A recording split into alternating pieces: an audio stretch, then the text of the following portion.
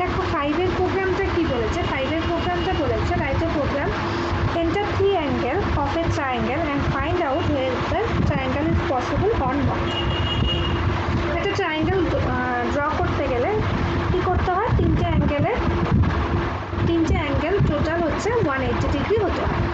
তাহলে দেখো এখানে CLS করলাম, ট্রায়াঙ্গেল ইজ পসিবল আর নট, রিমার্কসটা লিখলাম। 3 অ্যাঙ্গেল অ্যাকসেপ্ট করতে বলেছে, তাহলে ABC তিনটে অ্যাঙ্গেল নিলাম। তাহলে এবার এস ভ্যারিয়েবলের মধ্যে এই A plus B plus C এর টোটালটাকে এস ভ্যারিয়েবলের মধ্যে স্টোর করলাম।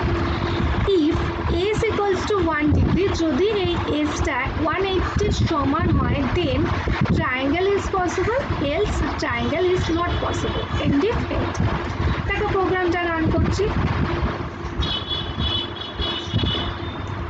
দেখো এখানে আমি দিলাম 60, 80, আর এটা দিলাম 40। তাহলে দেখো কি দেখাচ্ছে, ট্রায়াঙ্গেল ইজ পসিবল।